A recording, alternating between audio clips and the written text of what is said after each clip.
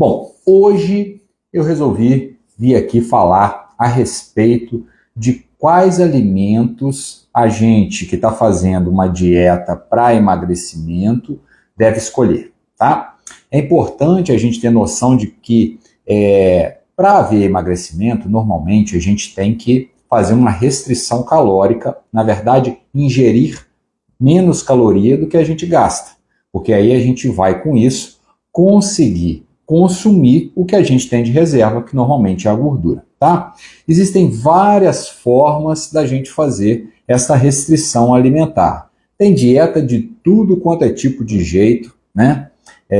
Tem até algumas dietas em que, na verdade, você só faz a restrição calórica e não importa qual tipo de alimento que você está fazendo a ingesta, que você só não pode bater extrapolar aquele excesso de alimento, né, aquele excesso de caloria, né, e para você não ter ganho de peso, né.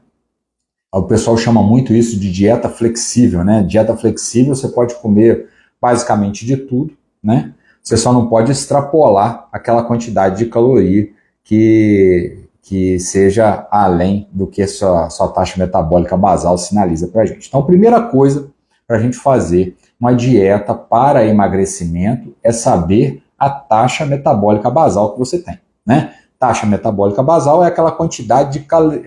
Oi, dona Marilene, bom dia, bom dia. Taxa metabólica basal é aquela quantidade de caloria que você precisa ingerir durante o dia para se manter vivo. É o mínimo de caloria que seu corpo precisa para você se manter vivo. Se você consome menos calorias do que isso, você vai começar a exigir da sua reserva de calorias, que normalmente é o tecido gorduroso, mas a gente sabe que a gente tem outras reservas. A gente tem o glicogênio, que está nos músculos e está no fígado, principalmente. A gente tem o tecido muscular, que acaba sendo consumido, dependendo do tipo de dieta que está sendo feito, né? E o tecido gorduroso. São basicamente essas três reservas que a gente tem de energia do corpo, né? E para a gente conseguir fazer uma dieta restritiva na qual a gente não passe fome, a gente tem que organizar e conhecer os alimentos para a gente não ter esse tipo de problema, tá? Então, basicamente, a gente precisa saber duas coisas para a gente avaliar esse tipo de dieta. Uma coisa chama-se densidade energética, tá? O alimento, a gente tem uma quantidade de calorias num volume de alimento. Alguns alimentos concentram muita caloria num volume pequenininho. Vamos dar um exemplo de alimento assim? Sorvete. Meu Deus, não digo gelatos, os gelatos são menos piores, mas os sorvetes normais que a gente compra, todas dessas marcas mais comuns, né? São alimentos de alto valor calórico, alta densidade calórica. Volume pequenininho, tem uma quantidade grande de caloria, tá?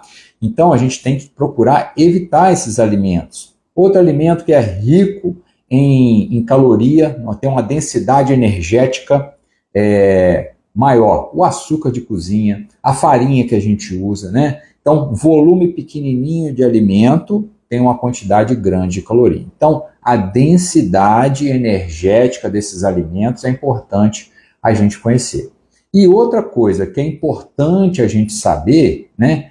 Chama-se índice glicêmico desses alimentos. O que é o índice glicêmico? É aquela capacidade que o alimento tem de liberar a glicose, a velocidade com que esse alimento é absorvido e a glicose chega na corrente sanguínea, né?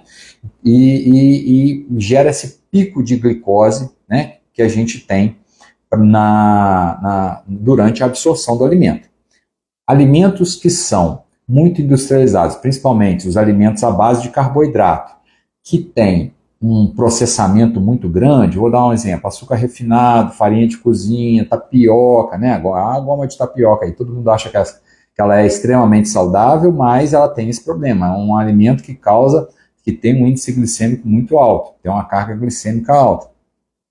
São alimentos que a gente deve evitar porque esse aumento do índice glicêmico, esse aumento dessa carga glicêmica rápida no corpo da gente, né, faz com que estimule um processo de produção grande de insulina, e isso ao longo do tempo também repercute, causando obesidade. E tem uma coisa muito importante: alimentos que normalmente têm um índice glicêmico alto, você come, faz esse pico de glicose muito alto.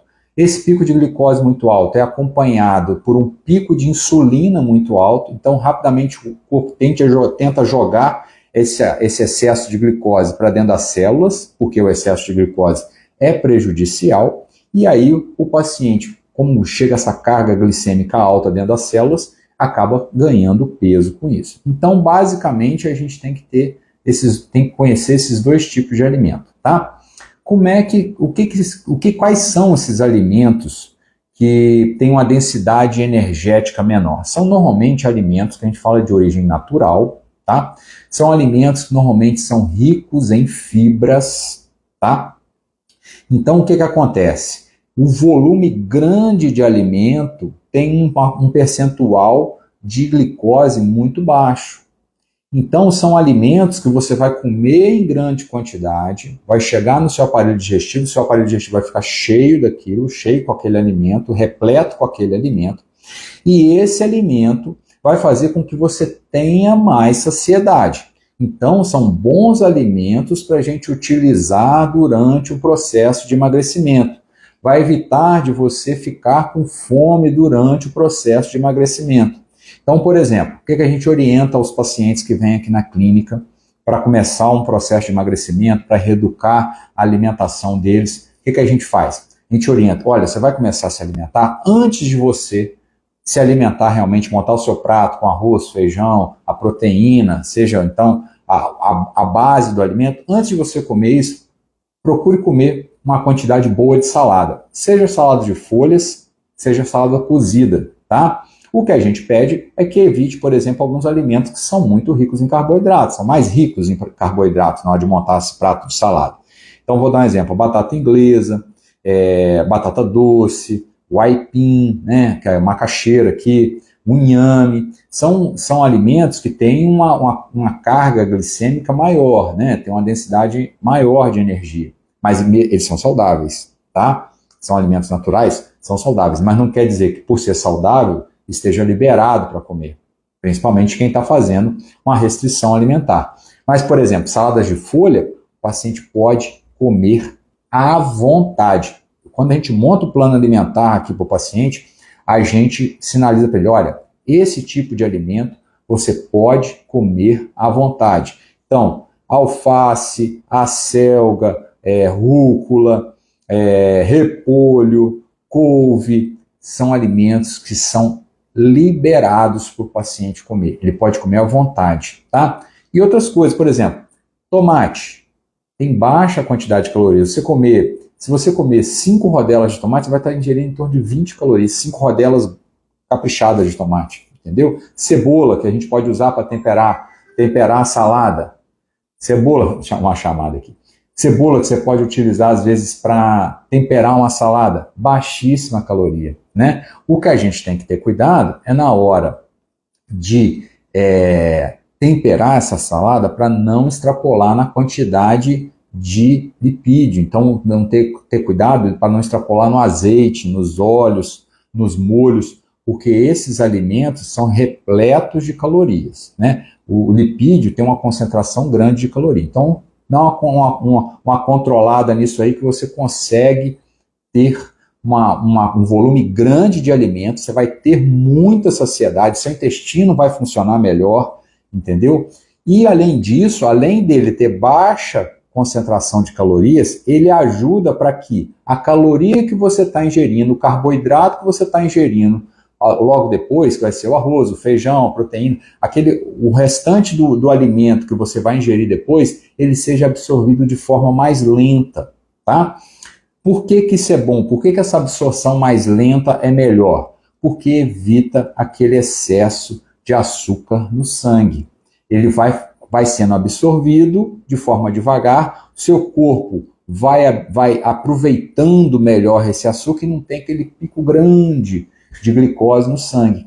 E isso faz com que o paciente tenha menor resistência insulínica, produza menos insulina, force menos o pâncreas. Então, por exemplo, um paciente que está caminhando com um quadro de diabetes, que está com a resistência insulínica alta, tendo que produzir muita insulina para conseguir normalizar a quantidade de glicose no sangue, ele começa a corrigir.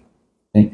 Então é importante a gente utilizar desses alimentos de baixa densidade energética para a gente conseguir, então são alimentos ricos em fibras, para a gente regular essa quantidade de açúcar do sangue. E o índice glicêmico do alimento é a mesma coisa. Pacientes devem utilizar alimentos com índice glicêmico mais baixo.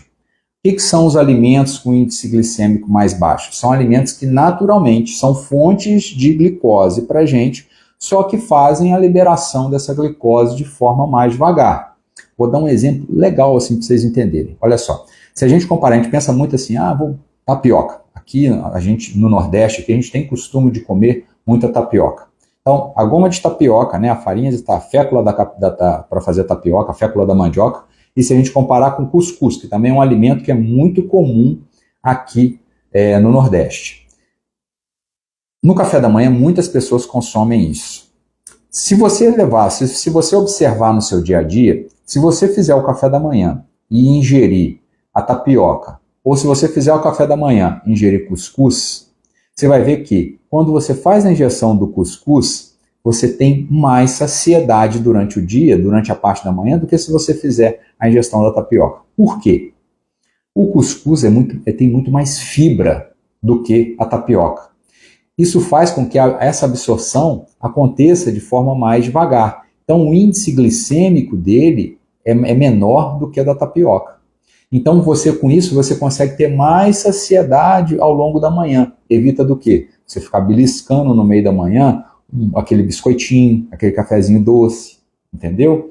Então, a gente tem que ter estratégia para conseguir melhorar a alimentação de forma a ter alimentos com menor índice glicêmico do que os com maior índice glicêmico. Isso acontece de uma hora para outra? Não.